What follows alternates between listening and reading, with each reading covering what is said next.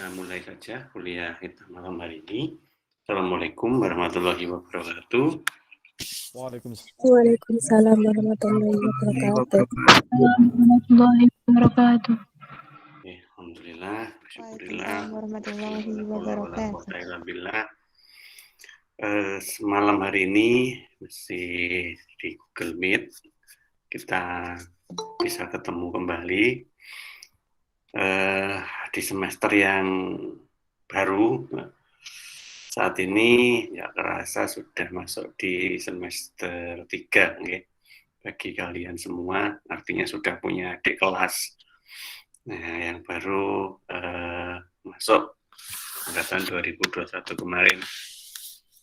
Tidak terasa memang sedikit demi sedikit waktu terus berjalan yang nanti juga otomatis membawa semester panjenengan semua itu menuju ke batas akhirnya. Ya, memang waktu itu nggak kerasa kalau diposisikan kita sedang mengejar sesuatu. Nah, dalam hal ini mengejar pengetahuan terkait beberapa materi kuliah yang ada di Prodi Ekonomi Syariah. Masih sesuai dengan amanah yang disampaikan oleh Pak Kaprodi. Kemarin saya diminta untuk menemani panjenengan semua lagi di mata kuliah yang baru, ya, yang masih bau-bau ekonomi akuntansi. Ya, karena memang home base saya ada di akuntansi, jadi memang Pak Aldo meminta untuk membackup beberapa mata kuliah yang ada relevansinya dengan akuntansi. Semester ini kita akan mencoba membahas terkait dengan perpajakan. Ya, di perpajakan itu sebenarnya adalah sesuatu yang sangat umum. Sudah sangat sering kita berinteraksi dengan yang namanya pajak. Namun karena jenis pajak itu banyak, ada beragam, maka terkadang interaksi kita juga hanya pada satu sisi pajak tertentu. Nah, oleh karena itulah maka kita paling tidak mengetahui dulu sebenarnya pajak yang ada di sekitar kita yang berlaku di Indonesia itu sebenarnya seperti apa aja. Ya, memang kita tidak akan membahas masing-masing pajak itu satu persatu.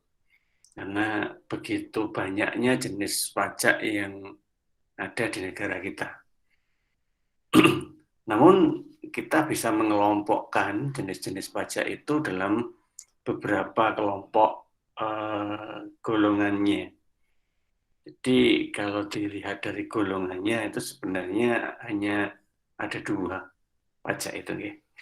Yang pertama adalah pajak pusat. Yang kedua adalah pajak daerah. Kalau dari sisi golongannya cuma dua itu aja. Namun dari golongan besar itu turun menjadi berbagai jenis akhirnya. Pajak pusat, nah itu pecah lagi jadi berbagai jenis kelompok. Ada pajak orang pribadi, ya. Ada pajak badan, ada pajak pertambahan nilai, atau kita sering kenal dengan nama PPN itu ya. Nah, dan itu pun nanti masih ada lagi pecahan-pecahannya, misalkan pajak penghasilan orang pribadi tadi, PPH. PPH itu nanti pecah lagi berdasarkan dari jenis-jenis PPH-nya. Ada PPH pasal 21, ada PPH pasal 22, ada PPH pasal 23, dan masih banyak lagi jenis pajak. Pajak daerah tentunya beda dengan pusat. Kalau pusat memang pengelolaannya langsung, yang mana cirinya itu biasanya dikelola oleh lembaga pajak yang kita sering kenal dengan istilah kantor pelayanan pajak atau KPP, tergantung di levelnya. Kalau di kabupaten levelnya masih pratama. Kalau sudah levelnya provinsi itu sudah level wilayah. Nah, yang sering kita kenal adalah HPP Pratama. Yang insya Allah kantornya juga sudah banyak di antara panjenengan yang tahu, gitu kan, kalau di Ponorogo. Nah, itu semua merupakan suatu pajak yang memang bersumber dari pusat. Nah, sedangkan yang bersumber dari daerah beda lagi. Artinya kelolaannya memang ada di lingkup pemerintah daerah setingkat kabupaten kalau di Ponorogo. Ya, itu juga banyak lagi jenis-jenisnya. Gitu tuh. Yang mulai dari Aku seneng kok lek Pak Arif. PBB, pajak bumi dan bangunan. Ya Mbak, neng apa? Terus nanti kita kenal juga yang selalu kita bayarkan akibat kita punya kendaraan, PKB, ya, pajak kendaraan bermotor. Nah, belum lagi yang pajak-pajak daerah yang kecil-kecil, ya, pajak hotel, pajak restoran, ya, pajak keramaian, pajak penerangan jalan umum, dan lain sebagainya. Itu masih banyak lagi. Nah, belum lagi yang masuk kategori retribusi. Nah, jadi retribusi dan pajak itu beda. Nah, kalau retribusi seringkali kita lihat dari parkir. Jadi ada retribusi parkir. Kemudian ada juga retribusi itu yang sering kita ketahui kalau kita ke pasar gitu ya, itu adalah retribusi pasar ya. Nah, di pasar itu ada kayak semacam tiket yang diedarkan oleh pegawai dinas pasar. Nah, itu namanya retribusi. Sehingga kita paling tidak harus bisa memahami mana jenis pajak daerah, mana jenis pajak pusat, dan mana jenis kelompok retribusi. Nah, tapi sebelum kita ke sana, sebelum kita mencoba melihat berbagai jenis pajak yang ada, akan lebih efektif jika kita mencoba memahami lebih mendetail dulu, lebih mendasar dulu tentang sebenarnya apa sih pajak itu. Karena kadang kalau kita konotasikan dengan istilah yang negatif, pajak itu sesuatu yang nggak baik. Bahkan mungkin kalian pernah ya mendengar istilah, wah ini tadi saya baru dipajeki, ya, gitu ya. Dipajeki, ya. Dipajeki itu kan hampir mirip dengan apa ya, dipaksa untuk mengeluarkan uang kan gitu. Dan apakah memang di pajak itu juga begitu? Ada unsur pemaksaan untuk mengeluarkan uang. Dan kenapa kalau itu unsur pemaksaan kok dilegalkan, gitu ya, diizinkan oleh pemerintah? Nah, sebelum kita semua mencoba mengurai beberapa hal tersebut, ini ada materi yang sebenarnya memang bersumber dari KPP Pratama.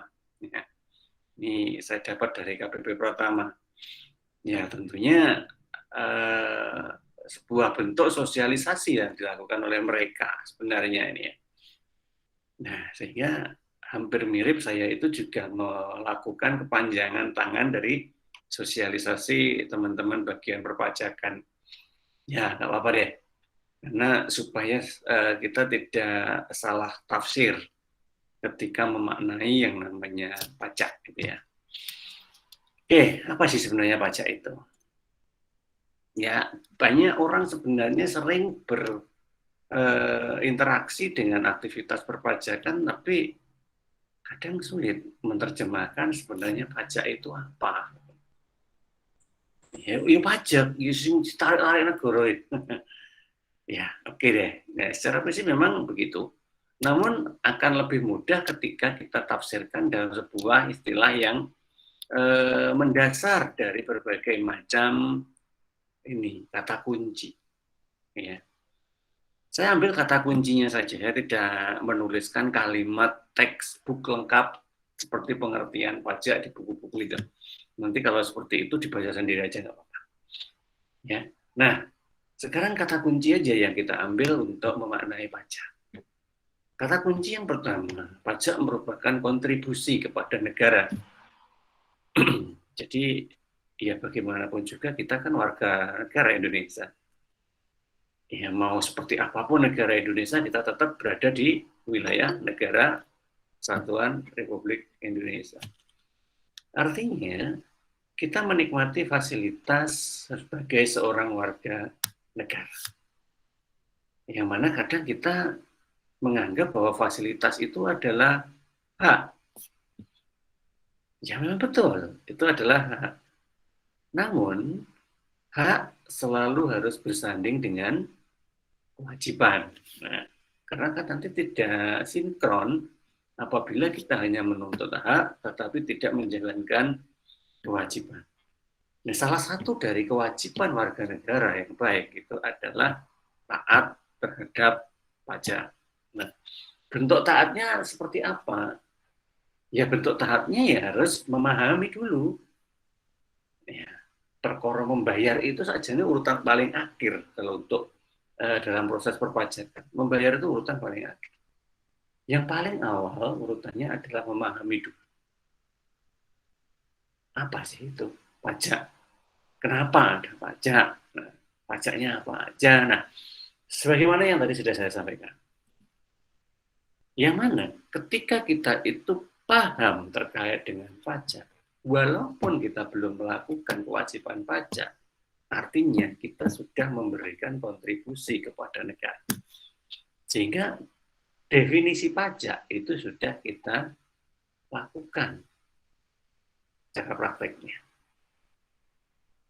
Nah, kontribusi itu ada aturannya atau tidak? Ya, jelas ada, nih kan?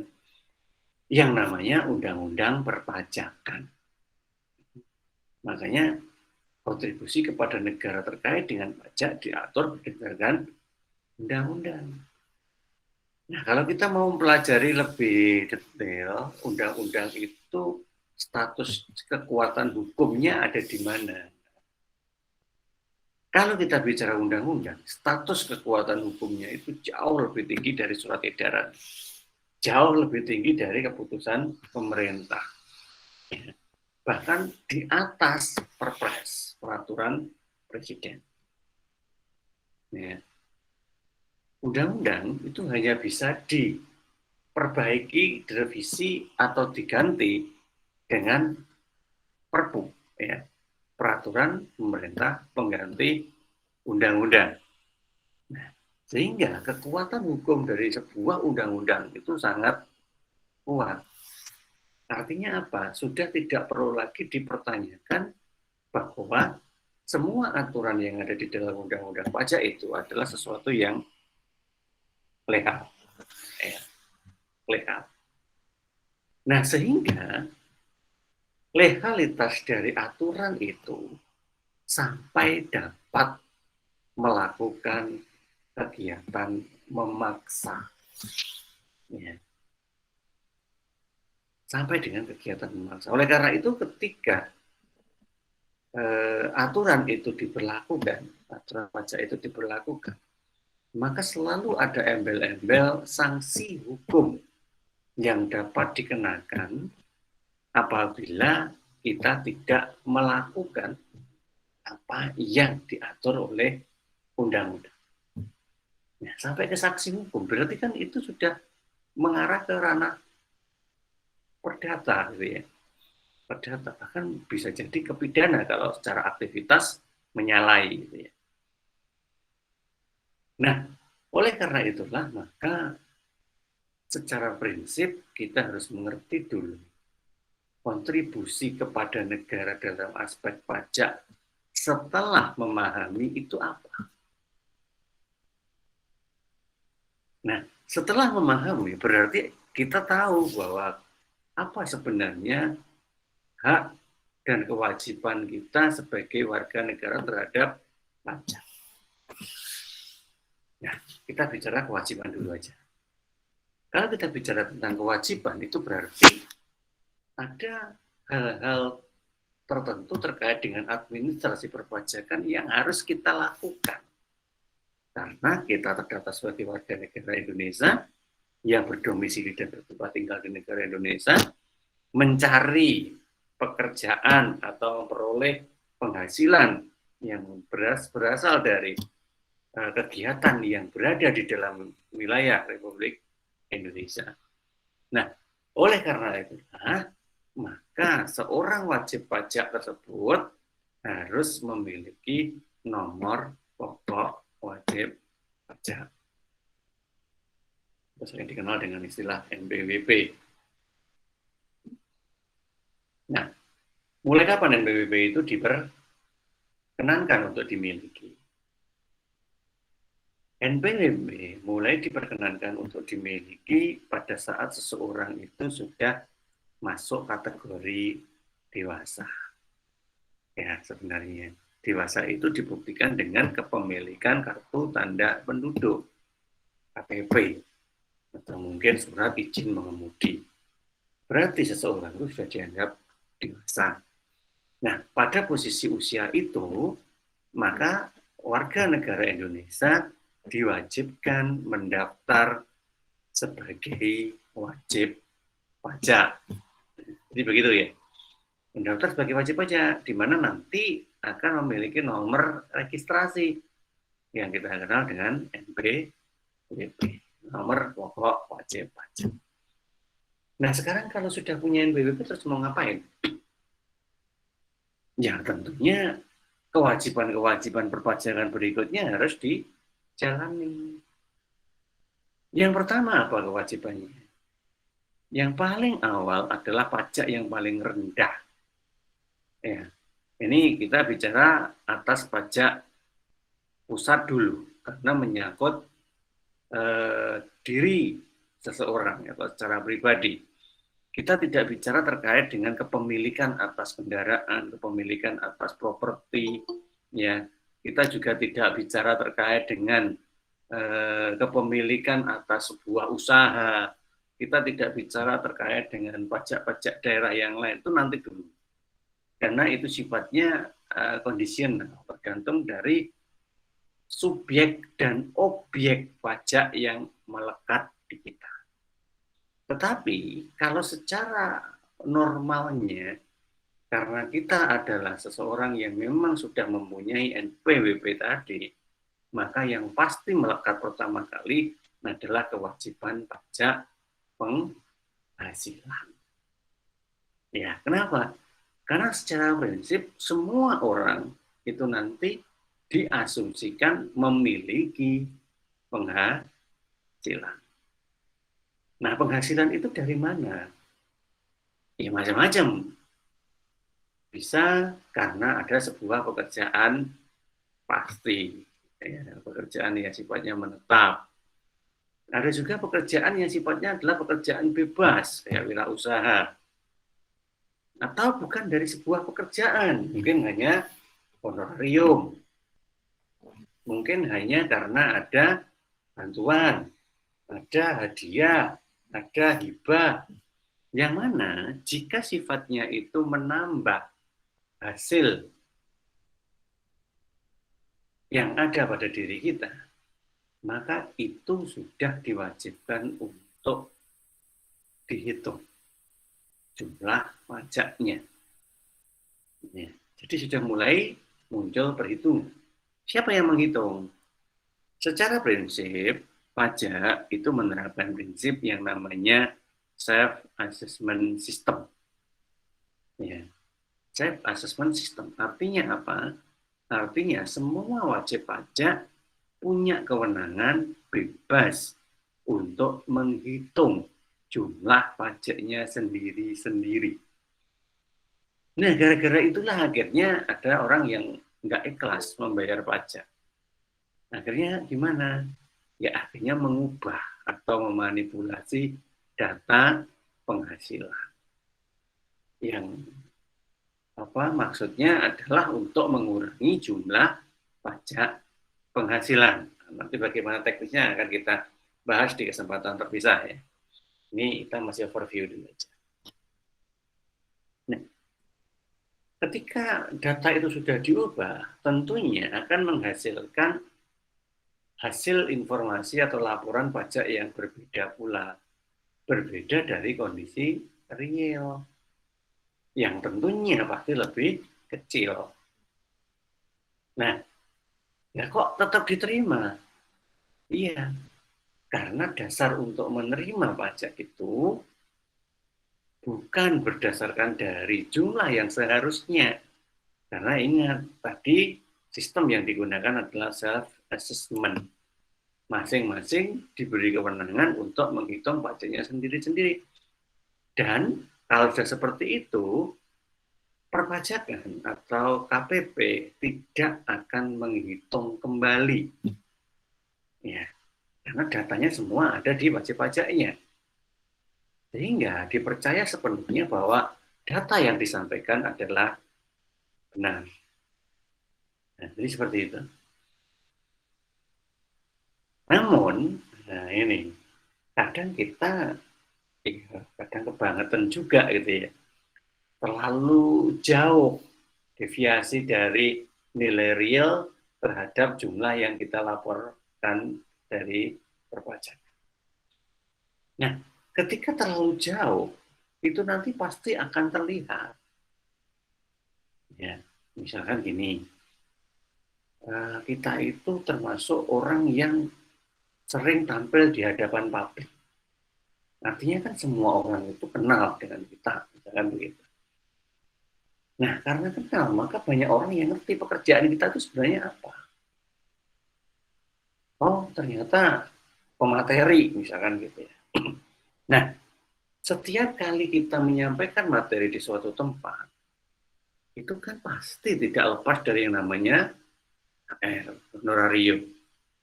Nah, honorarium itu juga merupakan salah satu objek pajak. Cuman masalahnya kadang tidak semua pemberi HR itu memotong pajaknya. Kalau sudah dipotong pajaknya, sekolah aman, ya. Tetapi kalau tidak dipotong pajaknya, artinya kita belum membayar pajak atas honorarium yang kita peroleh. Sehingga honorarium itu harus dihitung bersama dengan penghasilan kita yang lain. Gabung menjadi satu, kemudian digunakan sebagai DPP, dasar pengenaan pajak. Jadi seperti itu. Nah, itu kan ribet gitu lah ya.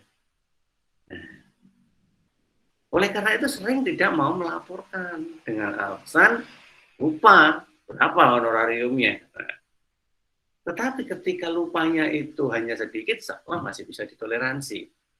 Tetapi kalau lupanya itu sangat banyak, pasti nanti akan ketahuan gitu ya.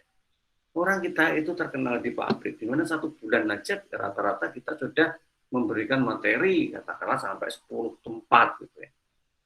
Jika rata-rata pemberian materi itu punya HR sebesar 1 juta gitu aja, yang minim, maka sudah 10 juta yang masuk sebagai honorarium hanya sebagai pemateri.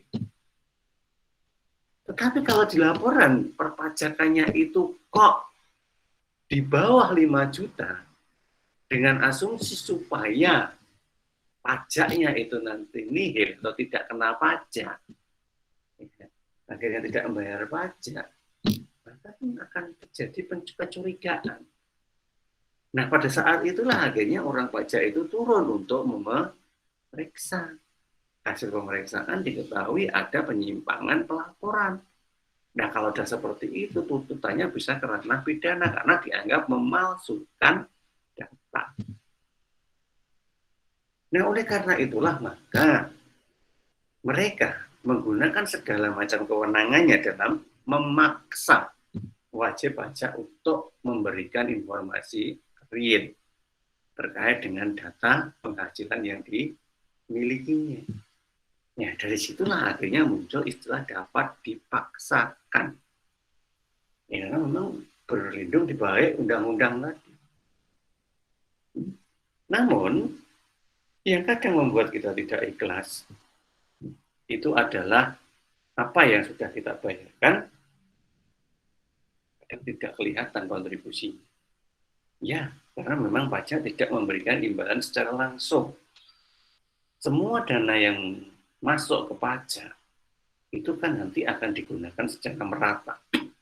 Sehingga bisa jadi apa yang kita nikmati di fasilitas umum saat ini bukan dari pembayaran pajak penduduk setempat, tapi bisa jadi dari tempat yang berbeda. Atau apa yang kita bayarkan di sini bisa jadi nanti dialokasikan untuk tempat yang lain. Sehingga terkesan tidak ada imbalan langsung yang ada di diri kita, yang masuk ke kita terkait dengan pajak yang kita bayarkan. Ya, kenapa? Karena ketika sudah masuk ke kas negara, itu semua dipergunakan sepenuhnya untuk kepentingan negara. Nah, itu bagi yang memang sudah memenuhi persyaratan untuk sampai membayar pajak. Nah, kalau belum memenuhi persyaratan gimana, Pak? Sama-sama tetap menghasilkan, ada penghasilan, tetap dihitung. Tapi hasil hitungnya itu tidak kena pajak, nihil pajaknya, itu gimana?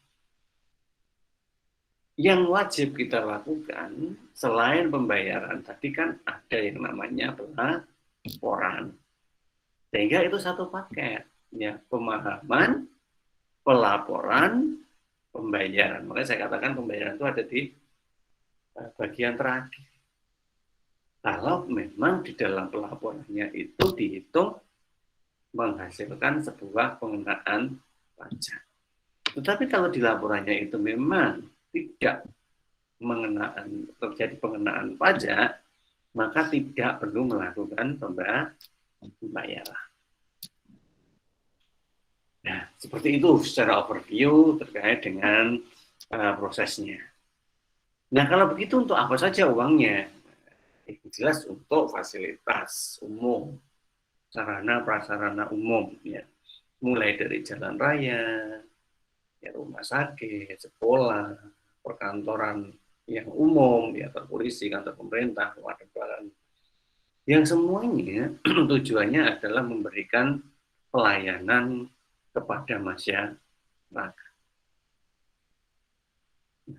Cuman itu tadi, karena tidak langsung, maka terkadang kita tidak merasakan dampaknya. Nah, kalau kita sering lihat di TV, ya, misalkan pada saat berita-berita terkait dengan perekonomian, ya, Bu Menteri itu selalu mengatakan bahwa dana-dana yang beredar di negara kita, yang nantinya itu merupakan sebuah dana yang masuk ke dalam APBN, ya, itu semua sumbernya dari pajak. Ya. Walaupun juga ada sumber dari tempat lain, tetapi mayoritas itu bersumber dari pajak. Nah, oleh karena itu pajak selalu dibuat target oleh pemerintah. Sehingga kita kadang mengenal dengan istilah target pajak. Namun, selama beberapa tahun, terutama di masa pandemi, ternyata target pajak itu tidak memenuhi ketentuan. Nah, akhirnya pemerintah memberikan relaksasi, ya, relaksasi terkait dengan pajak. Pajak apapun itu, ya, pajak pusat ataupun mungkin sampai ke pajak daerah. Yang baru-baru kemarin dikumpulkan itu kan pajak kendaraan bermotor yang kemudian diberi relaksasi. Kalau mobil 10%, kalau sepeda motor sampai 20%. Nah, seperti itu. Loh, Pak, bukannya relaksasi itu justru akan mengurangi penerimaan? Secara ketentuan begitu, secara hitungan matematisnya. Harusnya membayar 100%, ternyata dipotong 20%, sehingga yang dibayar 80%. Itu berkurang. Karena tadi semula 100%, tinggal 80%. Tetapi sebenarnya ada satu sisi yang bertambah. Yaitu apa? Jumlah pembayar pajak. Dalam posisi kita tidak mengenakan relaksasi terkait dengan pajak, mungkin orang akan berpikir beberapa kali untuk mau melakukan pembayaran pajak. Ya, apalagi dalam situasi yang pandemi seperti saat ini, di mana tingkat perekonomian kita juga lagi kurang baik. Nah, Akhirnya bisa jadi banyak sekali wajib pajak yang tidak melakukan kewajibannya atas alasan itu, dan itu tidak bisa disalahkan, ya kan? Karena keadaan. Nah, daripada kita menentukan 100%, tetapi yang bayar katakanlah hanya 50%, maka ada kebijakan dengan mengurangi, dengan memberikan insentif terkait dengan pajak itu. Seperti yang tadi, yang harapannya dengan adanya insentif pajak itu, warga negara Indonesia tertarik untuk mau melakukan pembayaran pajak. Karena sudah ada upaya yang sedemikian rupa dari pemerintah untuk mengurangi kewajiban perpajakannya. Sehingga ketika itu terjadi, artinya apa? Ada care, ada kepedulian pemerintah terhadap rakyat. Nah, sekarang tinggal bagaimana rakyat menyampaikan rasa terima kasih atas kepedulian pemerintah kepada rakyat itu dengan mau melaporkan dan membayarkan pajak terhutangnya. Nah, sehingga bisa jadi jumlah pembayar pajaknya meningkat. Ya, jumlah pembayar pajaknya meningkat. Sama dengan penghapusan denda BBM, ya, denda biaya balik nama. Ketika dihapuskan dendanya, maka orang yang semula tidak punya niat untuk melakukan proses balik nama, maka akan punya niat dengan istilah mumpung, ya, mumpung biayanya turun, gitu ya. Nah, berarti apa? Ada stimulasi yang diberikan oleh pemerintah kepada masyarakat, yang apabila masyarakat itu bisa menerima stimulasinya itu, maka akan berdampak pada peningkatan jumlah pajak yang terbayar. Nah, sehingga apa yang terjadi? Sehingga semua program-program pemerintah dalam APBN ya, itu bisa dijalankan. Ya. Karena sekali lagi, program pemerintah baru akan jalan kalau sumber dari penerimaannya itu bisa dipastikan. Kalau tidak bisa dipastikan, maka kemungkinan pemerintah tetap harus menjalankan programnya, karena program itu merupakan bagian dari rencana jangka pendek maupun jangka panjang pemerintah. Nah, uangnya dari mana? Maka muncullah yang namanya hutang negara. Hutang negara itu adalah suatu kondisi di mana pemerintah tetap bermaksud untuk menjalankan program pemerintahannya sesuai dengan perencanaan, namun tidak di backup secara mencukupi dari pembayaran pajak masyarakat. Sehingga kadang ironis juga, kita sebagai masyarakat seringkali menyalah-nyalahkan pemerintah ketika membayar mengambil opsi hutang. Padahal pemerintah mengambil opsi hutang karena hitungan dari penerimaan pajaknya tidak mencukupi. Ya, padahal program kerja harus terus berjalan. Nah, di sini kadang ironisnya itu. Nah, semakin warga negara Indonesia itu tidak peduli terkait dengan pajak, maka sampai pada batas itu pemerintah akan terus menggelontorkan utang ke negara ini. Karena apa? Ya sekali lagi program itu sudah kadung berjalan. Ya kalau programnya itu hanya berdurasi jangka pendek, misalkan kita hentikan, itu mungkin bisa. Tapi kalau programnya itu berdurasi panjang, yang sifatnya itu merupakan pengembangan terkait dengan negara, ya apa yang terjadi? Kalau sampai itu dihentikan, maka negara akan kacau. Nah cukup, nggak cukup, ya nggak mau tahu, yang penting harus terdanai. Sehingga itulah yang membuat pemerintah selalu menambah opsi hutang. Ya. Nah, inilah beberapa alokasi dan kondisi terkait dengan uang pajak. Nah, yang tadi saya sampaikan bahwa kita sebagai wajib pajak itu sebenarnya diberi kemudahan dalam membuat laporan pajak. Karena laporan pajak itu nanti dipakai untuk dasar pembayaran pajak. Pada era yang dulu, jumlah perolehan pendapatan itu harus terlaporkan berdasarkan data yang resmi, data yang real. Sehingga kalau misalkan kita hitung oleh gaji, maka ada tembusan kebagian gaji untuk melaporkan jumlah gaji per orang itu ke pajak. Karena nanti yang akan menghitung berapa jumlah pajak terutangnya itu adalah kantor pelayanan pajak. Waktu itu, maka dikenal dengan istilah official assessment. Artinya assessment yang dilakukan oleh kantor pelayanan pajak. Nah, ternyata hal ini justru mengakibatkan banyak hal yang tidak baik. Ya. Tidak baik. Akhirnya, atas segala pertimbangan yang ada, pemerintah mengubah mekanisme perhitungan pajak menjadi self-assessment system.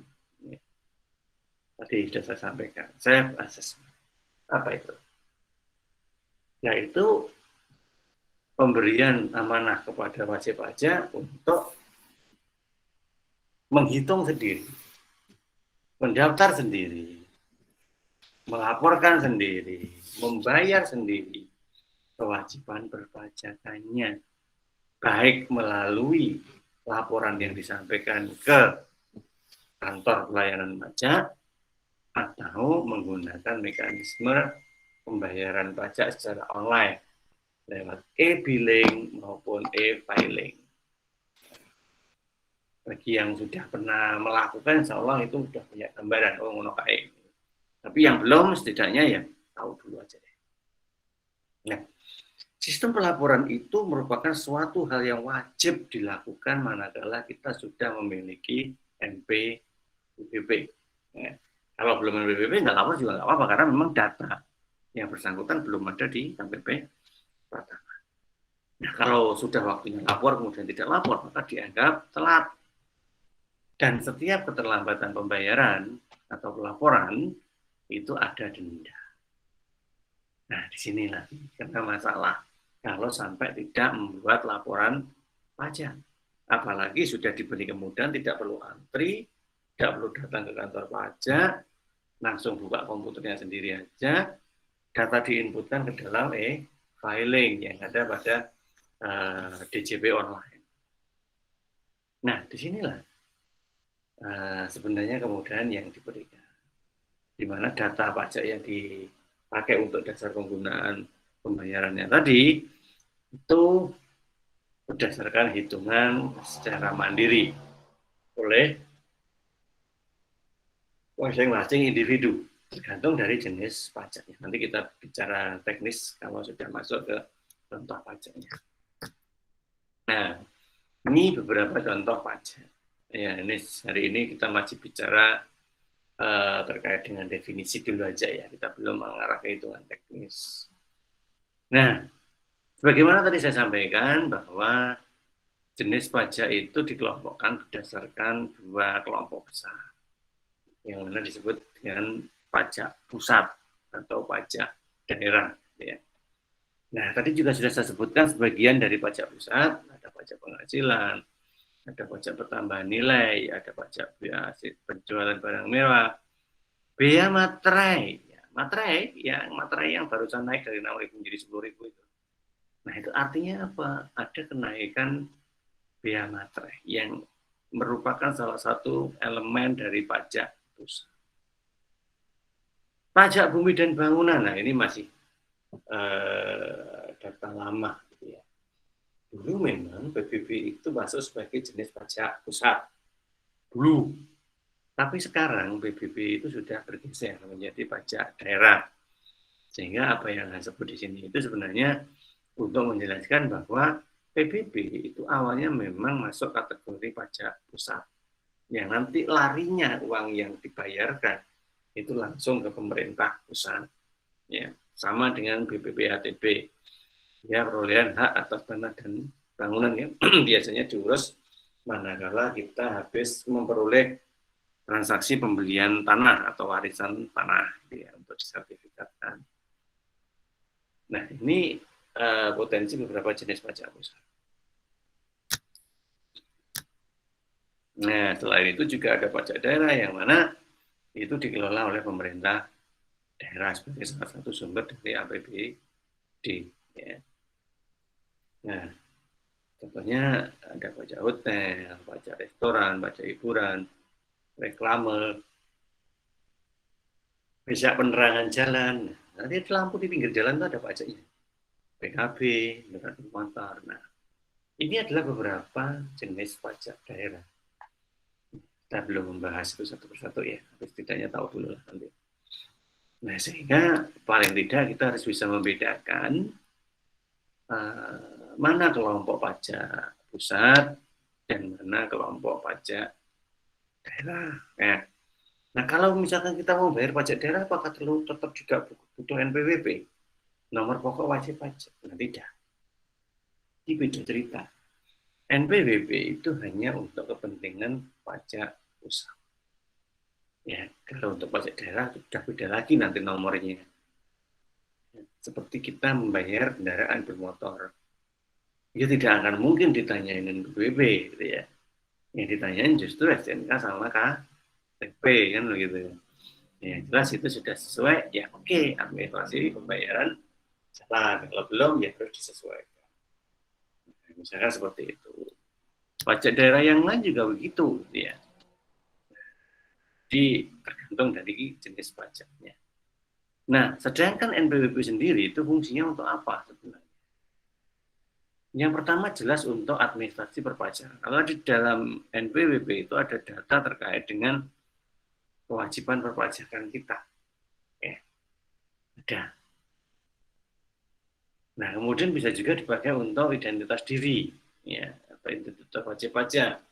Karena nanti setiap kali kita melaporkan, pasti diminta untuk menulis nomor NPWP-nya yang ada di atas itu, yang panjang digitnya itu.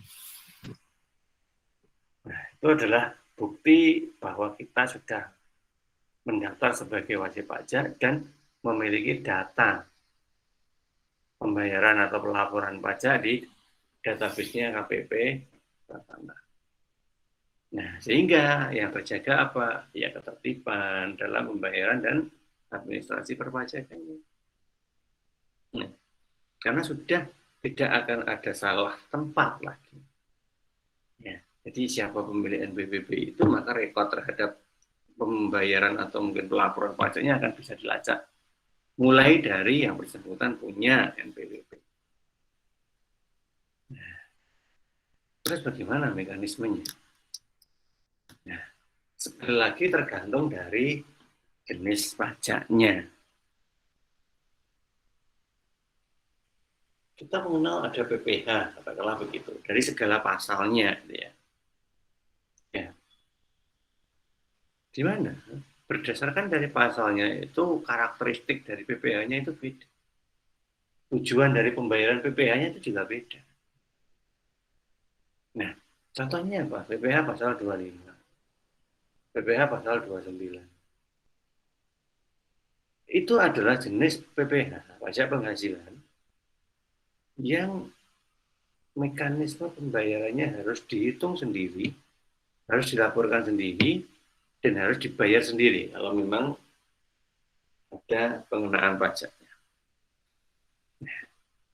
Beda cerita dengan PPh yang lain, PPh pasal 4 ayat 2, jasa konstruksi, pasal 15, pasal 21, 22, 23, 26.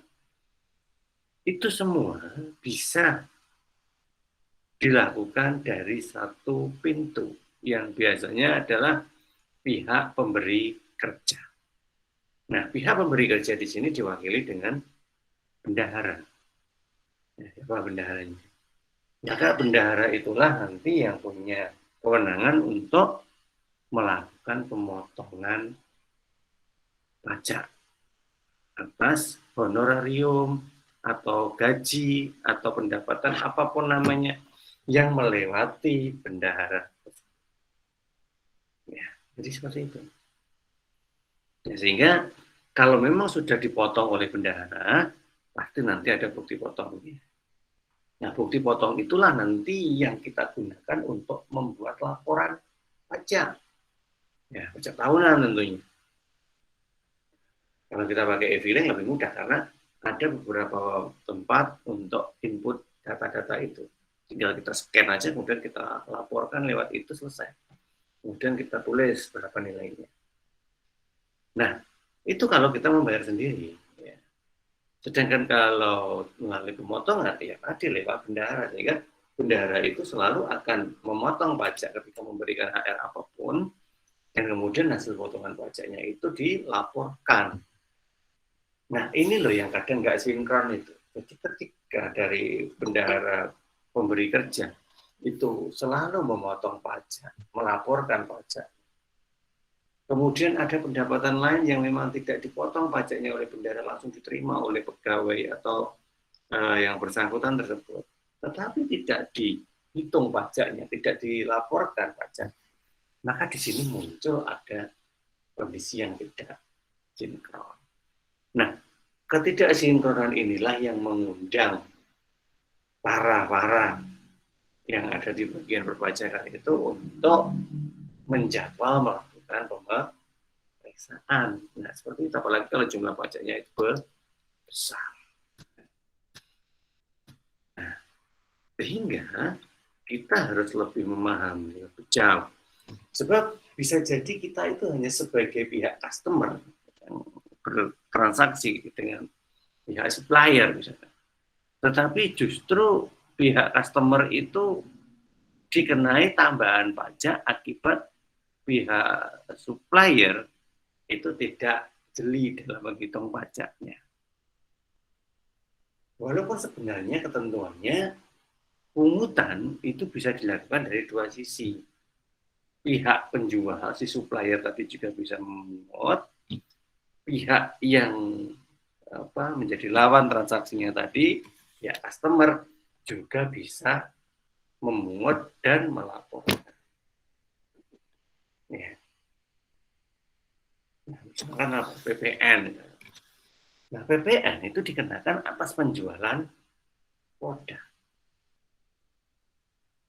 Ya. Walaupun kadang juga ambigu.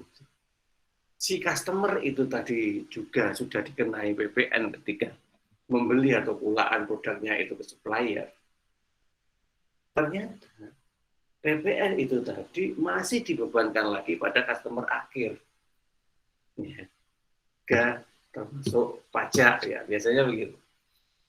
Maka PPN 10% itu masuk di dalam harga jual.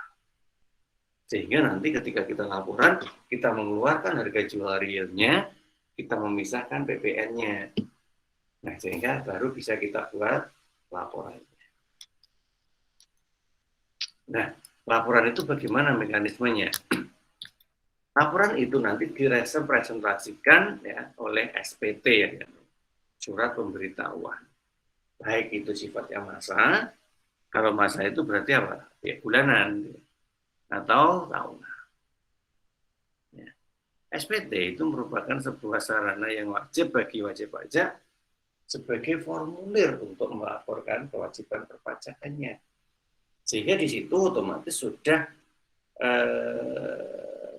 diberikan informasi juga terkait dengan penghasilan yang tidak perlu dibayar pajaknya, yang disebut dengan nama PTKP. Nanti kita juga akan coba pelajari nilai PTKP-nya itu seperti apa. Nah, yang jelas kita harus tahu bahwa SPT wajib disampaikan meskipun dari hitungan pelaporan SPT tidak muncul kewajiban pembayaran pajak. Itu aman. Selama kita sudah melaporkan dengan benar, muncul atau tidak muncul itu tergantung nanti. Ya. Yang pasti apa yang kita lakukan di perpajakan itu sudah ada laporan yang baku. Nah, jadi terkait dengan SPT adalah seperti itu. Nah, saat ini pihak perpajakan terus mengalami modernisasi layanan, terutama di masa pandemi. Ya. 4 kemarin itu KPP Pratama Ponorogo tidak buka layanan. Ya. Semua layanan dialihkan secara daring, ya, secara online. Termasuk adalah pembayaran dan pelaporan pajak. Kalau pelaporan pajak itu sebenarnya jauh sebelum pandemi, KPP Pratama itu sudah menyiapkan aplikasi untuk pelaporannya yang dikenal dengan nama e-filing. Ya. Sehingga kita tinggal melaporkan dengan mengisi formulir yang ada di menu e-filing sekaligus mengikuti step-step tahapan dalam pelaporannya. Jadi kita tidak khawatir salah, sebab kalau salah pasti ada notifikasi peringatan atau proses tidak berjalan atau malah mundur. Nah, modernisasi perpajakan ini sebenarnya tujuannya adalah untuk memberikan pelayanan kepada wajib pajak supaya pembayarannya itu meningkat. Dengan cara apa? Memberikan kemudahan dalam penyampaian laporannya. Nah, ketika ada kemudahan, berarti apa yang terjadi? Produktivitas itu bisa menjadi fokus utama. Orang tidak terjebak pada sebuah pelaporan yang bertele-tele. Ya. Ini menghabiskan waktu dan energi. Makanya, produktivitas pegawai itu bisa naik manakala modernisasi administrasi perpajakan itu bisa dilakukan oleh semua pegawai. Nah, kemudian muncul lagi satu berita positif, yaitu kepercayaan terhadap aparat pajak yang bertambah. Seringkali terjadi kasus terkait dengan aparat pajak, yang mana dari kasus ke kasus itu semuanya negatif, yang berimbas pada terdegradasinya kepercayaan masyarakat terhadap pegawai perpajakan. Selalu berasumsi bahwa sebesar apapun uang yang kita bayarkan itu tidak akan 100% nyampe ke tujuan. Ada yang itulah aspek dari ketidakpercayaan. Nah, manakala segala sesuatunya itu sudah dilakukan secara sistemik, komputerized, maka di situ orang bisanya hanya melakukan input data. Nah, sehingga tidak ada potensi untuk bisa melakukan penyimpangan. Ya, dysfunctional behavior. Nggak ada. Sehingga produktivitas pegawai bisa menjadi lebih tinggi. Kepercayaan terhadap aparat masyarakat atau aparat pajak juga semakin tinggi. Dan ujungnya, voluntary compliance, wajib pajak itu meningkat. Voluntary compliance, ya, ketaatan. Ya, ketaatan dari wajib pajaknya. Karena apa? Sudah percaya bahwa uang pajaknya itu nanti bisa digunakan untuk membantu tempat yang memang perlu bantuan. Tidak habis dibagi-bagi petugas pajaknya. Nah, artinya itu bisa kita peroleh dari aktivitas modernisasi administrasi. Nah, kalau memang orang itu sudah tidak bersentuhan langsung terkait dengan proses, maka kan potensi untuk bermain dalam tanda kutip ya, oleh orang yang tadi dimaksud itu kan jadi sangat kecil karena semuanya sudah by system. Sistem pasti akan berjalan sesuai dengan ketentuan yang disetting di situ. Nah, oleh karena itu maka akan muncul yang namanya pelayanan prima. Ya, pelayanan prima dan pengawasan yang lebih insentif.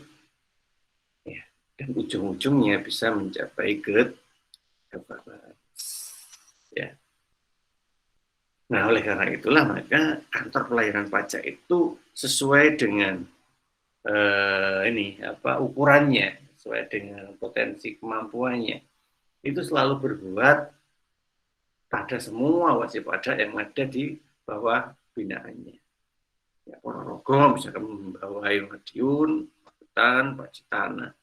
Sehingga bisa dipastikan semua orang yang berstatus wajib pajak itu bisa memahami dan melakukan aktivitas transaksi berpajak. Ya. Karena apa? Karena KPP itu dibedakan menjadi 3, tadi saya sebut masih 2 ya. Yang paling rendah itu di tingkat kabupaten itu Pratama. Naik lebih atas itu KPP wilayah ya, atau kita kenal dengan istilah madya. Ya, domisilinya ada di kantor wilayah atau kanwil. Ya, bisa setingkat provinsi. Ya. Nah, sedangkan yang pusat itu adalah ya, KPP pusat, wajib pajak, kantor pelayanan wajib pajak besar ya, ada di seluruh Indonesia wilayahnya. Nah, jenis pajaknya juga sudah menyeluruh. Semua jenis kewajiban perpajakan itu harus bisa ditangani di situ. Sedangkan kalau di madya atau pratama mungkin masih terbatas, ya masih terbatas. Sehingga kalau pratama tidak memungkinkan, naiknya itu ke madya, ke wilayah. Wilayah jika tidak bisa menyelesaikan, naiknya ke pusat. Ya, karena memang masalah perpajakan paling kronis, paling lengkap itu ada di pusat. Nah, masing-masing wilayah atau kantor pelayanan itu seperti apa karakternya? Ya, kita nanti itu baca sendiri ya. Nah, pelayanan yang baik, fungsikan dengan struktur operasi berdasarkan fungsi, demokratisasi pelayanan, adanya AR ya, account representatif itu pihak yang sebenarnya ditugasi untuk membantu bagaimana wajib pajak itu membuat pelaporan dan pembayaran. Ya, tapi ya itu kadang AR-nya juga tidak berfungsi normal ya. Kadang AR-nya nggak ketahui. Kalau diketahui pun AR-nya juga tidak bisa menjelaskan secara lebih bisa dipahami. Seterusnya. Nah, oleh karena itulah maka kantor pelayanan pajak itu selalu membuka ini kontak person gitu ya. Supaya apa? Ya, supaya ketika ada masalah perpajakan bisa segera dikomunikasikan. Termasuk juga komunikasi secara media online melalui sistem SPT, e-payment, e-billing. Di situ pasti ada menu untuk penyampaian opini. Nah, orientasinya kemana? Yang jelas good governance pada semua lini. Ya. Dimana kalau itu terjadi, maka kasus perpajakan itu semakin turun. Bahkan mungkin aturan pajak bisa semakin kaku, bisa semakin ketat. Ya, karena kasusnya sudah turun, tidak ada kebijakan yang perlu diberikan, maka aturan bisa lebih ketat. Nah, ketika nanti suatu saat aturan itu sudah ketat, maka potensi loss-nya pajak itu bisa dikurangi. Ya, potensi loss-nya pajak bisa dikurangi. Sehingga apa yang dilakukan itu berdasarkan prinsip yang tepat. Oke, mungkin untuk pengantar sampai di sini dulu yang bisa saya sampaikan. Jika ada yang mau ditanyakan, monggo silakan.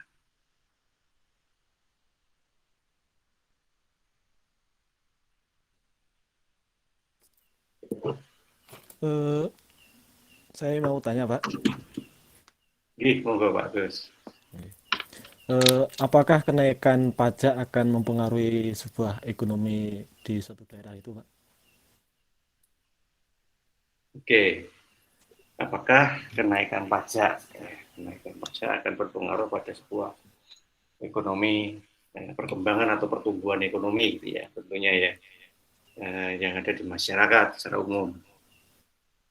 Oke, jadi begini,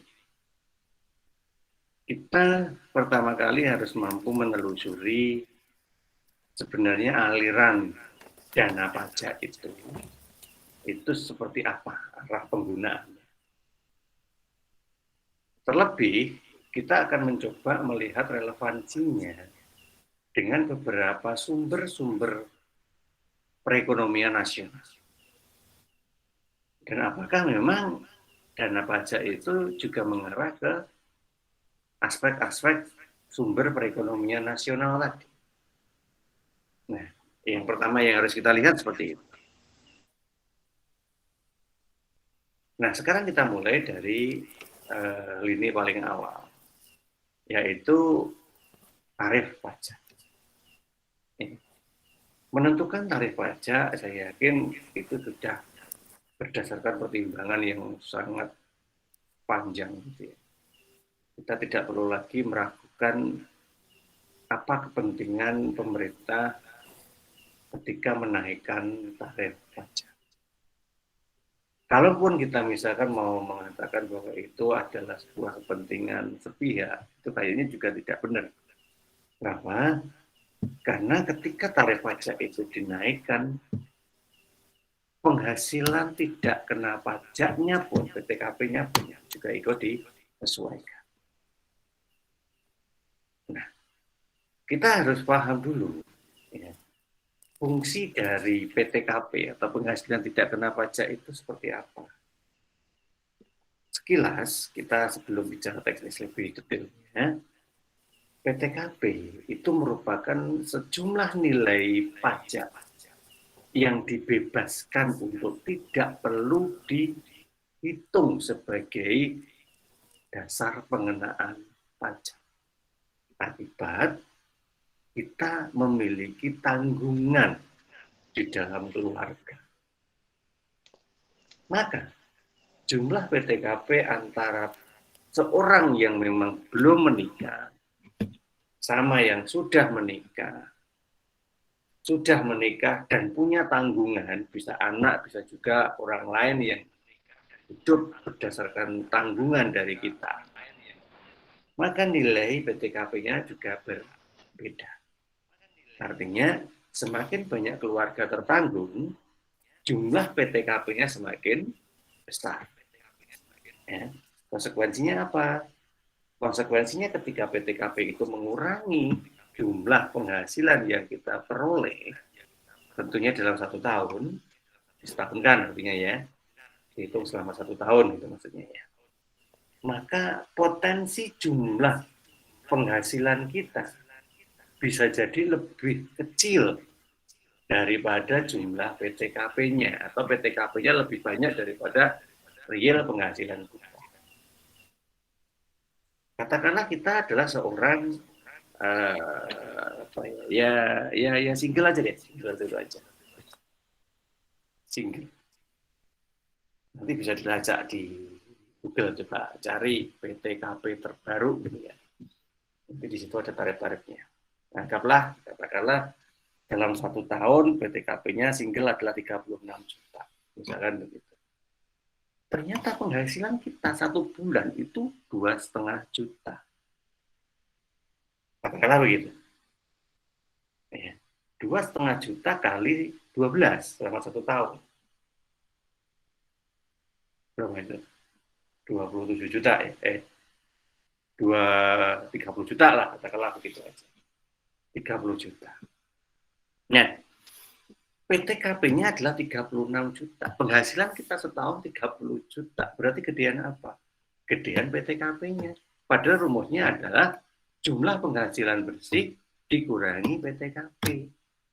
Nah, kalau jumlah penghasilan bersih cuma 30 juta, dikurangi PTKP 36 juta, ya minus kan? Nah, di dalam pajak tidak ada minus. Artinya 0 atau 0 atau nihil. Ya, sehingga apa? Sehingga tidak ada sepeser pun dasar pengenaan pajak. Itu bagi yang nilainya memang di bawah PTKP. Sehingga saya rasa itu banyak banget dari warga negara Indonesia yang berada di zona itu. Sehingga potensi untuk menambah jumlah pajak dari orang-orang seperti tadi, apalagi kalau penghasilannya itu sebenarnya tinggi tetapi turun gara-gara pandemi, maka pada masa pandemi selama 2 tahun terakhir ini tidak ada potensi untuk pembayaran pajak ya, atau berkurang potensinya. Nah, siapa yang tetap mampu? Yang jelas yang besar-besar kan gitu ya, yang besar-besar. Nah, sehingga jumlah kenaikan tarif itu pun sebenarnya tidak serta-merta langsung meningkatkan jumlah penerimaan pajak. Ya, jadi kita melihatnya dari situ dulu. Jadi satu persatu. Nah, sekarang bagaimana relevansi dari penerimaan pajaknya itu dengan pembangunan nasional? Apakah ada relevansinya? Ya, pasti. Karena pembangunan nasional itu pasti merupakan program kerja dari APBN. APBN disupport dari penerimaan pajak. Ya. Nah, sehingga ketika pembangunan nasional itu sudah ditarget, maka bisa nggak bisa jumlah APBN harus cukup untuk mendanainya. Karena di pemerintah menggunakan mekanisme anggaran berimbang. Artinya, jumlah yang dikeluarkan harus sama dengan jumlah yang diterima. Padahal, harapan pemerintah untuk penerimaan APBN masih bersandar mayoritas pada pembayaran pajak. Tetapi pembayaran pajaknya itu turun, apapun penyebabnya. Sehingga terjadilah yang namanya defisit anggaran. Nah, terus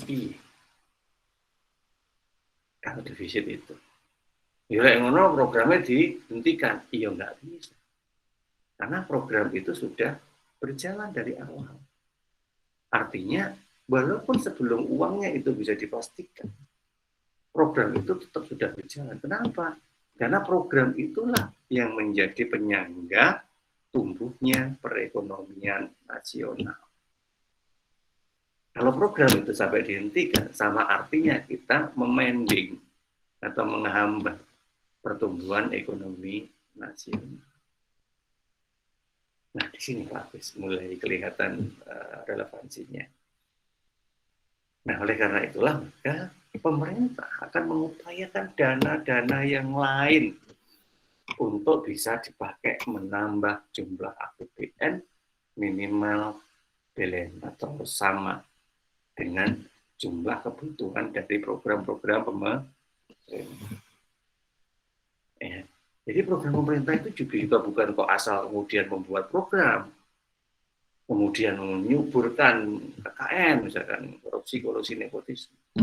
Tidak begitu. KKN itu hanya merupakan sebuah nalu, hanya sebuah kecacatan proses saja. Ya, tapi yang paling utama bukan itu. Yang paling utama program itu sebagai penopang perekonomian atau pertumbuhan perekonomian negara. Kalau program itu tidak berjalan, oke, sudah tidak perlu dihitung lagi pertumbuhan ekonomi negara pasti akan turun. Turunnya pertumbuhan ekonomi, efeknya sangat panjang banget efeknya. Ya, mulai dari selisih nilai tukar rupiah terhadap dolar, belum lagi restrukturisasi utang negara, belum lagi nanti dampaknya ke inflasinya, dampaknya juga kepada beberapa penetapan kebijakan pemerintah lainnya. Nah, itu nanti gandeng-gandengnya panjang. Makanya salah satu cara untuk menjaga supaya pilar ekonominya itu tetap stabil, maka dia harus tumbuh. Untuk tumbuh, maka program harus berjalan. Nah, makanya apapun yang terjadi ini harus terus dilakukan. Sehingga pemerintah mencari dana dari mana? Maka keluar-keluarlah pemerintah itu ke pihak asing. Ya, bengok-bengok ke pihak asing. Woi, kita permudah investasi asing masuk Indonesia. Indonesia sudah merupakan salah satu negara ASEAN yang masuk AFTA, ASEAN Free Trade Area. Sehingga ada perdagangan bebas di situ yang bisa kita jalankan. Nah, dengan adanya perdagangan bebas diharapkan hilir mudik barang antar negara itu mudah terjadi, sehingga berpotensi menghasilkan pajak, berpotensi menghasilkan pendapatan, dan seterusnya. Kenapa?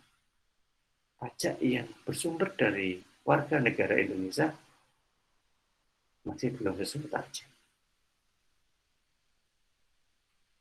Nah, kalau investasi asing juga macet gimana? Atau masih lesu? Mungkin ya dipengaruhi oleh banyak aspek yang ada di negara Indonesia. Ya terpaksa harus pinjam. Makanya kadang kita itu sering mendengar, utang pemerintah kembali bertambah. Utang pemerintah semakin banyak. Antara yang diangsur dengan yang muncul baru, lebih banyak yang muncul baru. Sehingga dari tahun ke tahun bukannya berkurang, tapi justru malah bertambah. Ya secara sepihak kadang kita nyalahkan pemerintah. Iya, utang terus nyaur sopo. Terus lewat nyaur terus opo tigo nyawa soal satu pulau gitu. Dijualkan satu pulau cukup kurang. Mungkin pulau Jawa ya turak. Gitu. Terus kita mau kemana? Nah, sehingga kita tidak bisa hanya melihat dari satu sisi. Hutang itu merupakan opsi terakhir ketika negara memang sudah tidak mampu lagi mengharapkan penerimaan dari sisi pajak. Makanya kemarin sempat ada wacana untuk urunan juga itu ya. Ada urunan untuk membayar hutang negara sampai seperti itu. Sebenarnya menurut saya itu sesuatu yang terlalu berlebihan. Ya. Karena sebenarnya sebagai warga masyarakat yang baik kita sudah diberikan ini kondisi atau diberikan tempat ya untuk ikut membantu bagaimana keuangan negara, yaitu lewat pajak kan. Ya, namun itu aja belum dimanfaatkan. Ya. Sehingga apa yang terjadi? Ya, terjadilah defisit anggaran gara-gara tidak sama jumlahnya itu. Nah, sehingga kesimpulannya dari apa yang disampaikan Pak Agus tadi, secara tidak langsung memang baik itu pajak dinaikkan ataupun tidak dinaikkan, itu selalu ada relevansinya dengan pertumbuhan ekonomi. Tetapi secara tidak langsung. Karena memang sifat atau karakter dari pajak itu sendiri yang tidak memberikan imbalan secara langsung. Dia sifatnya adalah hasil pendanaan. Sehingga untuk berkontribusi kepada sebuah kondisi yang sifatnya langsung, itu harus digabung atau diakumulasi dengan penerimaan yang lain. Dan melewati suatu pintu yang berbeda dari ketentuan pajak yang kita kenal dengan istilah anggaran pendapatan negara. Nah, ini kondisi yang ada di negara kita saat ini secara makro, gitu ya, secara garis besar. Ye, monggo, ada lagi yang mungkin mau ditanyakan atau disampaikan.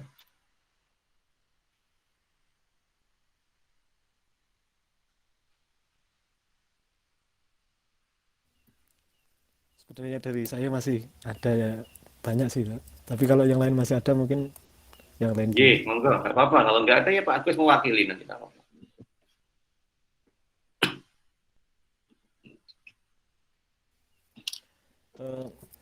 Ketika kita memiliki sebuah perusahaan atau sebuah lembaga, NPWP-nya itu atas nama lembaga tersebut atau atas nama pemiliknya lembaga tersebut, Pak?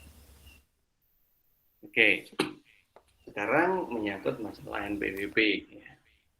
Nomor pokok wajib pajak. NPWP itu sebenarnya identitas, ya sama dengan KTP itulah identitas. Cuman identitas itu tergantung dari pendaftarnya. NPWP itu siapa yang daftar? Pertama itu. Kalau yang mendaftar itu adalah perorangan, maka NPWP itu pasti atas nama perorangan. Sehingga kewajiban perpajakan yang melekat di NPWP itu hanya kewajiban pajak orang pribadi. Ya, nanti apa aja kita bahas di beberapa pertemuan yang lain nanti. Ya. Tapi beda cerita kalau misalkan mendaftarkan NPWP itu memakai data sebuah lembaga atau institusi atau perusahaan. Berarti nanti yang melekat pada NPWP tersebut, misalkan PPh-nya, pajak penghasilannya, itu ya pajak penghasilan badan, ya, atau unit usaha tersebut. Nah, unit usaha itu pun kan macam-macam. Ada unit usaha yang memang berbasis profit, ya, menghasilkan keuntungan.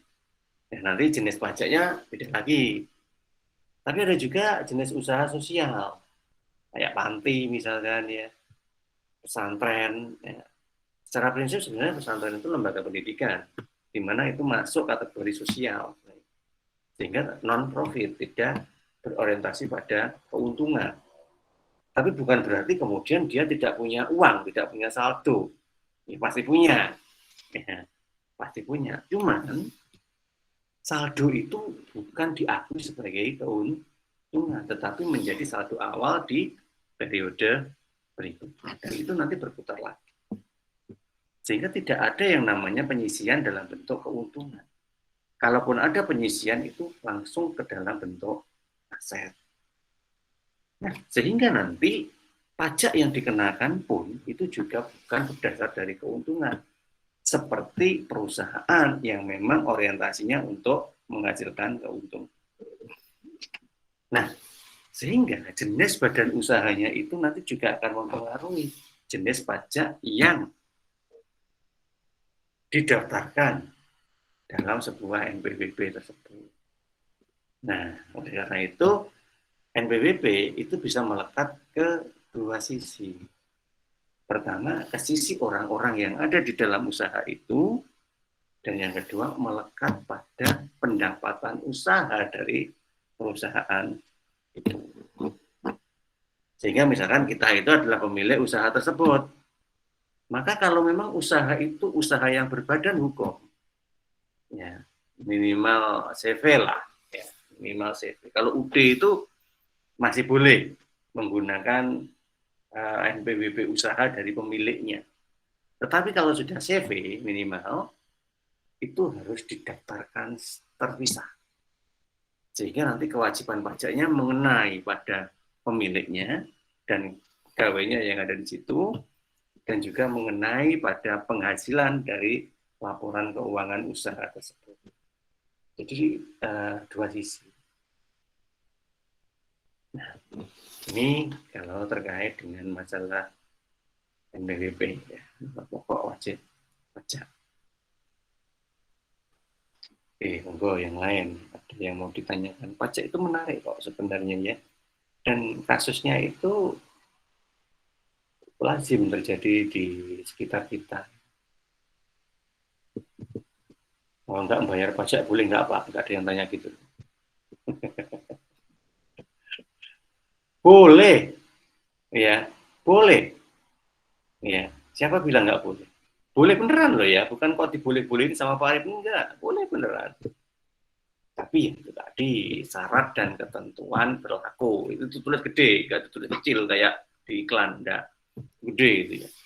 Selama syarat dan ketentuan kita sebagai wajib pajak itu belum memenuhi syarat untuk melakukan pembayaran pajak, maka ketika jumlah pajak kita itu kemudian nihil, yang wajib dilakukan hanya melaporkan saja.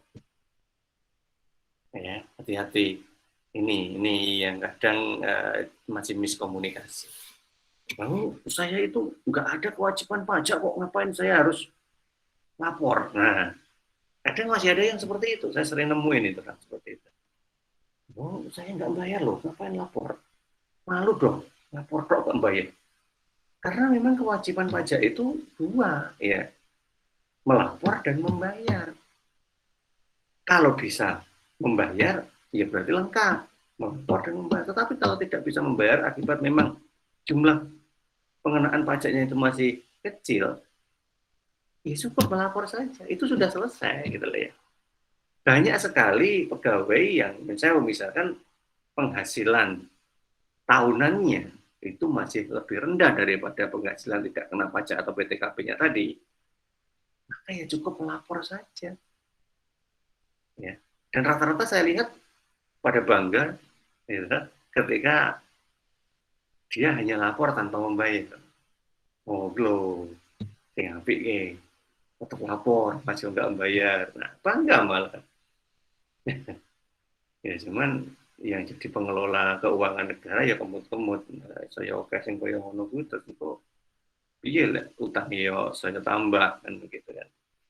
Karena mau nggak mau ya tetap harus berjalan progresnya kalau pengen perekonomian kita itu terus naik. Sehingga kalau saya sebenarnya melihat pertambahan jumlah utang itu tak bandingin dengan pertambahan atau pertumbuhan ekonomi.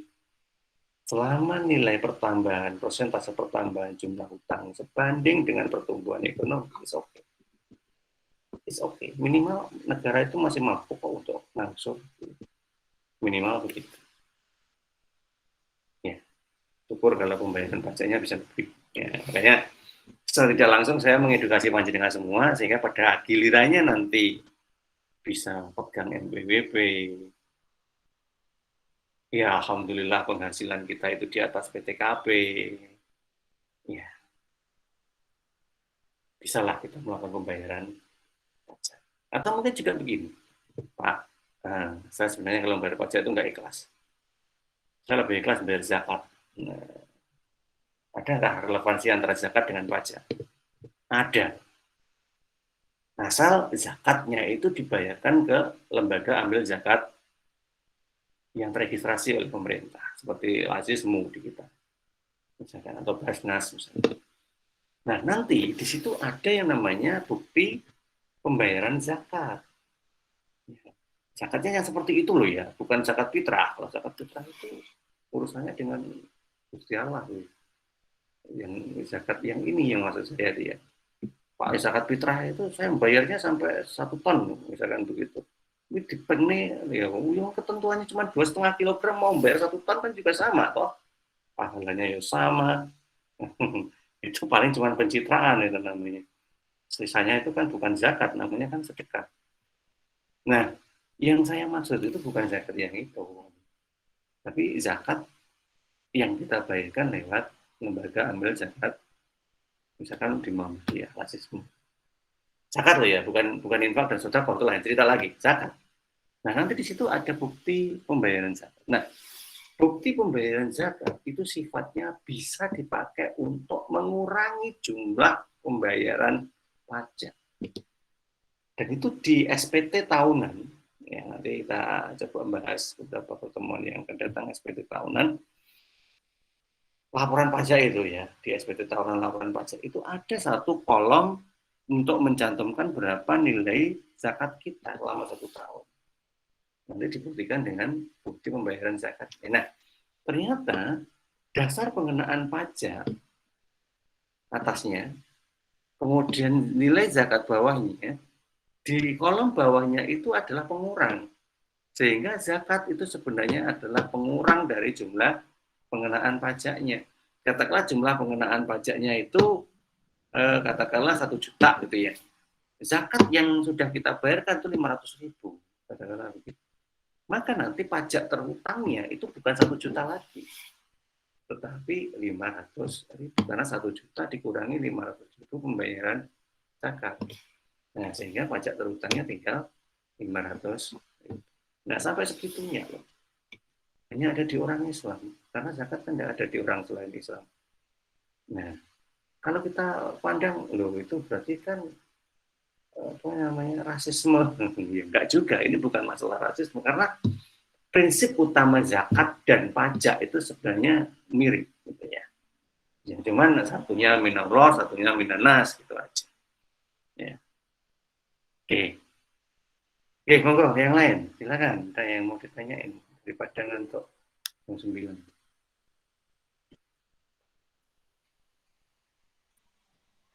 Atau Izin mungkin bertanya. ya ini Mbak Vita ya, Mbak Vita. Ya. Untuk pelaporan pajak itu tadi loh Pak, caranya itu seperti apa, terus kapan, selain karena sudah mempunyai NPWP atau KTP atau usia yang sudah seharusnya membayar, itu bagaimana cara melaporkannya, terus untuk membayarnya itu loh, PPKP itu setiap individu berbeda atau tidak? Itu saja Pak. Oke. Terima Ya, kasih. baik. Oke, Mbak Vita, kita belum sampai situ Mbak materinya memang. Mbak Vita itu dari semester kemarin selalu 1 langkah di depan. Ya nggak apa-apa, baik. Nanti kita akan membahas itu saat kita membahas ke materi pada satu jenis perpajakan tertentu. Misalkan kita sedang bahas PPh 1 gitu ya. Nanti kita akan bahas teknisnya mulai dari penentuan nilai pajaknya sampai dengan pembayarannya. Tapi sekilas begini, sebelum melakukan pembayaran tentunya harus menghitung dulu, ya, karena ada rumus yang didasari oleh undang-undang perpajakan. Kita hitung dulu berapa pajak kita. Nah, parameter utama untuk menghitung itu ada dua hal. Yang pertama memang pendapatan yang kita laporkan. Nah, saya bahasanya begitu ya, karena nggak semua orang itu melaporkan pendapatannya itu secara penuh. Ya. Itu sudah wajar lah. Mungkin lali, entek kalau duitnya itu. Atau mungkin memang sengaja tidak dilaporkan semua. Monggo. Itu kan self assessment tadi gara-garanya ya. Nah, anggaplah itu kita sudah hitung total ya, gitu ya. Nah, rumusnya kemudian kalau kita bicara tentang pajak penghasilan orang pribadi, yaitu langsung aja dikurangi dengan penghasilan tidak kena pajak. Saya belum munculin memang untuk saat ini, tapi kalau panjenengan pengen tahu, nggak apa-apa, browsing aja di Google. Cek aja penghasilan tidak kena pajak, aturan terbaru, atau PTKP terbaru. Seolah nanti akan muncul. Nah, di situ nanti pasti akan terlihat wajib pajak orang pribadi yang, nah, misalkan menikah, ya, tidak menikah, menikah dengan tanggungan, tidak menikah dengan tanggungan, atau masih belum menikah. Nah, itu terklasifikasi. Jadi segala jenis status keluarganya itu terverifikasi di situ. Nah, sehingga nilai dari PTKP-nya juga beda. Semakin banyak tanggungan, maksimal 3. Tanggungan itu bisa anak, mayoritas anak ya kalau tanggungan itu ya. Atau mungkin orang yang memang kita tanggung dari penghasilan kita. Misalkan orang tua. Orang tua yang sudah tidak bekerja misalkan ya, terus kemudian ikut kita sebagai anaknya, ya nggak punya uang karena nggak ada pekerjaan lagi, maka kita yang mencukupi semua kebutuhan kehidupan hariannya. Itu berarti masuk kategori tanggungan kita. Jadi tidak harus anak gitu ya. Menikah juga begitu. Antara yang belum menikah dengan yang sudah menikah, maka nilai penghasilan tidak kena pajaknya itu juga semakin besar yang menikah. Yang belum menikah mungkin asumsinya masih single, yang masih free, belum punya tanggungan macam-macam, sehingga sedikit aja yang dipotong pemerintah. Tetapi ketika sudah menikah, tanggungannya banyak, maka dikembalikan lagi kepada masing-masing itu, sehingga PTKP-nya menjadi besar, nggak perlu dibayar sebesar itu. Nah, saya belum menyebut angkanya, ya nanti dilihat aja dulu, nggak apa-apa. Nah, dari situlah nanti akhirnya akan dihitung penghasilan dikurangi PTKP, ketemu berapa. Yang jelas kalau penghasilannya itu lebih kecil dari PTKP-nya, itu pasti nihil, artinya tidak ada pembayaran pajak. Tetapi tetap harus lapor, ya, karena kita sudah punya NPWP. Jadi kewajiban utama ketika kita punya NPWP itu adalah lapor pajak. Bayar pajak itu jika memang sesuai perhitungan kita ada sisa yang harus dibayar. Nah, mekanisme lapornya bagaimana? Mekanisme bayarnya gimana? Yang pertama harus lapor dulu. Bayar ataupun tidak, pertama yang dilakukan harus lapor dulu. Laporan pajak itu ada masanya, jadi tidak bisa setiap bulan. Yaitu paling cepat H+1 bulan setelah akhir tahun. Ya, setelah tutup buku. Jadi akhir tahunnya ada 31 Desember, jadi paling cepat laporannya ada di Januari. Paling cepat. Paling lambat kapan? Nah, biasanya tanyanya kan gitu toh. Paling lambat kapan? Orang kok paling cepat kapan? Jarang nanya gitu. Nah, paling lambat itu tergantung dari NPWP-nya tadi yang ditanyakan Pak Agus tadi. Kalau NPWP-nya itu adalah NPWP orang pribadi, maka paling lambat pelaporan pajaknya itu di bulan Maret. Jadi dikasih H+3.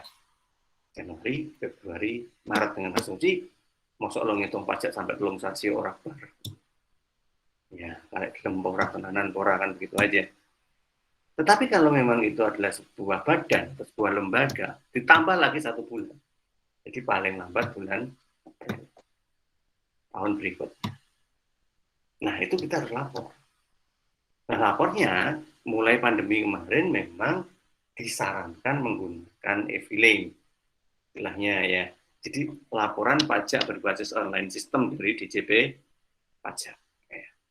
Dijen Pajak, tinggal masuk aja di webnya DJP Pajak, nanti di situ nanti ada beberapa pilihan, kita masuk e-filing, pasti akan mengarah kepada pelaporan pajak. Ya. Dan itu nanti pasti panjenengan semua itu bisa kalau punya NPWP. Karena itu sudah menjadi beban. Loh, terus kalau nggak lapor gimana Pak konsekuensinya? Denda. Denda. Jika pegawai pajaknya itu ya ngonangi lah istilahnya ya, mengetahui bahwa NPWP sekian kok belum lapor, ya maka dia akan memproses itu sebagai denda keterlambatan dan diminta untuk melaporkan secepatnya. Nah, jadi laporan setelah bulan Maret itu masih boleh Pak, boleh, tetapi itu sudah ada embel-embel denda. Ya. Atau kalau nggak denda, sebenarnya kita sudah lapor, kemudian ada kesalahan, itu ada embel-embel laporan perbaikan. Jadi memperbaiki laporan yang sudah pernah dikirim sebelumnya. Nah, itu harus dilakukan kalau punya NPWP. Makanya supaya bisa langsung aja membuat NPWP untuk orang-orang seusia panjenengan semua, udah layak semua untuk ber-NPWP. Ya. Karena prinsipnya selama punya KTP, pasti bisa punya NPWP, karena syaratnya untuk daftar NPWP hanya KTP. Nah, kalau sudah seperti itu, ya itu tadi kewajiban yang melekat seumur hidup, yaitu membuat laporan pajak. Ya, kalau saya sudah pensiun nanti Pak, pekerjaan saya sudah selesai, sudah pensiun, apakah NPWP itu bisa dicabut? Hanya ada 2 kejadian di Indonesia ini ketika mencabut NPWP orang pribadi ya. Kalau mencabut NPWP-nya unit usaha, hanya 1 kejadian, yaitu bangkrut. Ada pernyataan pilot dari lembaga yang berwenang. Udah, NPWP bisa dicabut. Tapi kalau orang pribadi gimana untuk mencabutnya? Ada 2. Mungkin 1, pindah negara. Nah, kalian pindah ke Timor Leste misalnya. Nah, itu bisa nyabut NPWP yang ada di Indonesia. Karena Anda bukan warga negara Indonesia lagi. Itu pertama. Dan yang kedua, ini agak ekstrim. Mencabut NPWP itu ketika nyawa kita tercabut, meninggal dunia. Nah, dengan sendirinya itu NPWP juga kan dinonaktifkan. Jadi hanya ada 2 itu. Nah, sehingga selama manusia itu masih bernapas, maka orang pajak itu masih menganggap kita punya penghasilan. Ya, masih menganggap punya penghasilan. Karena orang pajak memang tidak menuntut kita membayar pajaknya, hanya menuntut melaporkan pajak. Nah, di sini ya, supaya itu tidak sampai miskomunikasi. Jadi kita harus paham kapan saatnya membayar, kapan saatnya melapor. Nah, sehingga ketika tadi Mbak Vita tanya bahwa bagaimana Pak teknisnya, nah teknis nantilah kita akan bahas ketika kita masuk ke salah satu perpajakan yang akan kita diskusikan nanti. Ya, yang jelas secara gambaran umumnya seperti itu. Bayarnya di mana? Bayarnya itu kalau memang mau bayar, ya pertama kalau online sistem ya transfer ya. Nanti ada rekening yang ditunjuk oleh DJP pajak. Ada. Atau kalau mau bayar langsung tunai. Bayar langsung tunai itu biasanya pertama bisa pakai kantor pos. Karena kantor pos itu sudah berafiliasi juga dengan pajak. Yang kedua bank. Nah, bank mana? Hampir semua bank umum ya itu bisa menerima pembayaran pajak. Ya, terutama bank BUMN ya BNI, Bank Mandiri, yang seperti itu. itu hampir semuanya bisa menerima pembayaran pajak. Nanti ada rekening tersendiri yang bisa dipakai. Nah, kalau sudah membayar pajak, bukti setornya itu tadi kita laporkan lagi, selesai. Sudah. Kewajiban perpajakan tahun ini, ya, sampai ketemu tahun depan. Dan ternyata seperti itu cepat banget ya. Nggak tahu ini kok sudah mau akhir tahun lagi. Nanti awal tahun laporan lagi. Kok bentar lagi juga akhir tahun lagi. Dan seterusnya. Ya sudahlah. Itu waktu. Nah yang penting kita sebagai wajib pajak atau warga negara Indonesia mengetahui dulu lah relevansi dari pajak itu sebenarnya untuk apa. Sehingga minimal bisa mengurangi kadar ketidakikhlasan kita. Yang sering jadi kita nggak ikhlas itu ketika mendengar berita bahwa pegawai pajak sendiri yang bermain-main dengan uang pajak masyarakat gitu. Ya, kayak kasus-kasus yang kemarin-kemarin itu kan, itu yang kadang bikin kita nggak ikhlas karena kan kita nggak ngerti setelah uang itu masuk ke mereka terus bagaimana alokasi realnya. Apa yang saya ceritakan itu tadi kan hanya berdasarkan aturan saja. Ya, aturannya memang begitu, tetapi kenyataannya ya walau bisa lah begitu kan. Kita nggak ngawal sejauh itu. Yang tahunya secara makro aja bahwa ketika APBN kurang, ternyata negara masih terus berhutang. Itu salah satu indikasi bahwa kewajiban perpajakan yang menjadi tulang punggung harapan kita untuk memenuhi APBN itu juga masih jauh dari target. Dan itu juga sering disampaikan oleh Bu Sri Mulyani di Menteri Keuangan kan, bahwa target pajak masih kurang ya, belum terpenuhi sekian persen, dan seterusnya. Oke, ya, sementara kita sampai di situ aja dulu deh, nggak usah terlalu jauh dulu. Nanti step by step kita memahami, setidaknya mengurangi kadar ketidakikhlasan kita ketika nanti harus melakukan transaksional dengan pajak, atau syukur bisa mengedukasi yang lain yang mungkin tidak sempat berinteraksi lewat kuliah seperti panjenengan semua ini, ya, menambah pahala kita sebagai orang yang berdakwah. Mungkin ada lagi yang mau ditanyakan tentang sekarang? Jangan lupa absen ya, jangan lupa tadi. Absen disimtik seperti biasa ya, jangan lupa. Ya. Di kelas PAI nggak ada mahasiswa dari luar luar kampus ya. Kalau di mahasiswa saya di Prodi Akuntansi itu ada 2 yang dari Universitas Negeri Gorontalo yang hasil pertukaran mahasiswa itu ya, kampus Merdeka itu. Ya, jadi ketika sudah dari Gorontalo itu, untungnya kuliahnya itu siang gitu ya. Kuliahnya itu jam 1 siang. Jadi di Gorontalo itu jam 2 siang. Jadi ketika saya berakhir jam 3 sore itu ya di Gorontalo masih jam 4 sore. Coba bayangin kalau kuliahnya seperti saat ini. Kita sekarang WIB jam 21, kalau di sana ada jam 22. Kuliahnya bisa midnight gitu ya.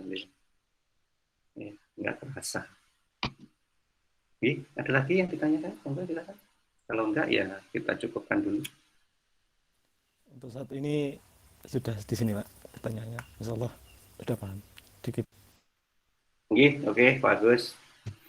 Baik, semuanya insyaallah nanti kalau rekaman kuliahnya ini sudah saya selesaikan uploadnya di YouTube seperti biasa, link akan saya kirimkan di grup kita. Ya, siapa tahu nanti pengen dengar suara saya lagi. Oke, baik, mungkin sampai di sini dulu kuliah kita pada malam hari ini untuk pertemuan pertama perpajakan ya, di mata kuliah perpajakan. Insyaallah kita ketemu lagi minggu depan, masih melanjutkan beberapa aspek-aspek terkait dengan perpajakan di Indonesia. Semoga bermanfaat. Iya, Mbak Monica. Iya, Mbak Monica baru. Untuk absensinya ini belum bisa Pak saya. Kenapa Mbak Monica? Belum dibuka, Pak. Belum dibuka mungkin, Pak. Apa sudah close malahan ya Mbak ya? Wow. Yang belum bisa siapa? Yang belum bisa? Mbak Monica siapa lagi? Mbak Evita juga belum bisa? Belum bisa. Oke, gini aja nanti tak coba tak opennya lagi ya.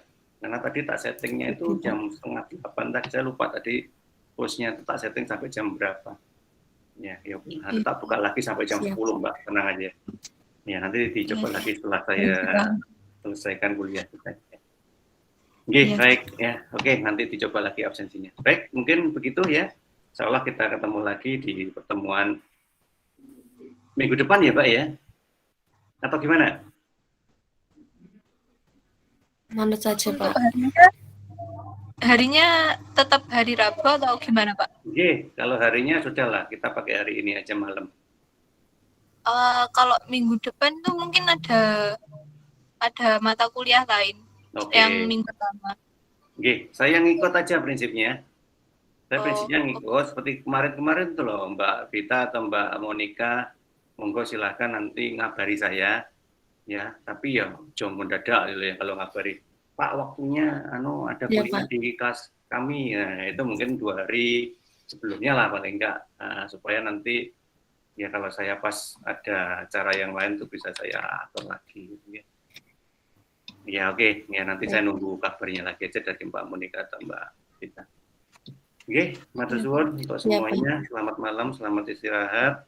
Kita ketemu lagi di pertemuan berikutnya. Kita akhiri. Assalamualaikum warahmatullahi wabarakatuh. Waalaikumsalam. Waalaikumsalam warahmatullahi wabarakatuh.